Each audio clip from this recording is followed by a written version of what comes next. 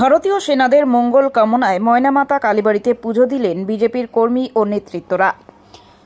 ময়নাগুড়ির BJP town মণ্ডলের পক্ষ থেকে এদিন কাশ্মীরের পহেলগাঁওতে নৃশংসভাবে যেসব মানুষকে নির্বিচারে গুলি চালিয়ে হত্যা করেছে সন্ত্রাসবাদীরা, তার মুখ্য জবাব দিতে পাকিস্তানের যেসব জঙ্গি সংগঠন বা সন্ত্রাসবাদীরা ডেরা বেঁধে রয়েছে, তাদের ভারতীয় সেনারা প্রধানমন্ত্রী নরেন্দ্র মোদীর ঘোষিত মিশন সিঁদুর নামে যে সেনা অপারেশন করে পাকিস্তানের বুকে সন্ত্রাসবাদী এবং জঙ্গি সংগঠনের আশ্রয়স্থল ভারতীয় সেনারা গুড়িয়ে দিয়েছে, তারই উদ্দেশ্যে এদিন ময়নাগুড়ির বিজেপি মধ্যমণ্ডলের পক্ষ থেকে জাতীয় পতাকা হাতে বিজেপির দলীয় কর্মীরা ময়নাগুড়ি সারা শহর পরিক্রমা করেই ময়নাগুড়ি ময়নামাতা কালীবাড়িতে পৌঁছায়।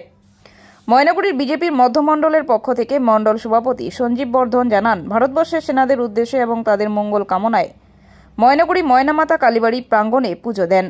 সেই সঙ্গে ভারতীয় সৈন্যদের মনোবল বাড়াতে এবং তাদের মঙ্গল কামনায় এই ময়নামাতা কালীবাড়ি মা কালীর কাছে পুজো দিয়ে তাদের মঙ্গল কামনা করে। আজকে আপনারা কি উপলক্ষে পুজোটা দিলেন? বন্দে মাতরম, ভারত মাতা জয় হোক।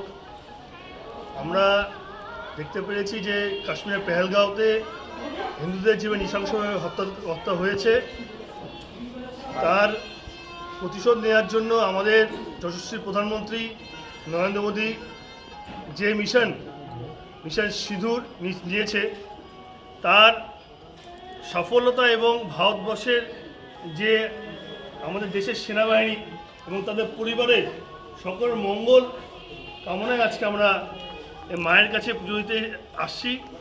আমরা ময়নাগুড়ি টাউন মণ্ডলের পক্ষ থেকে আমরা ভারতবর্ষের সফলতার জন্য এবং দেশকে সুরক্ষিত করার জন্য আজকে এই পুজো দেওয়া হচ্ছে।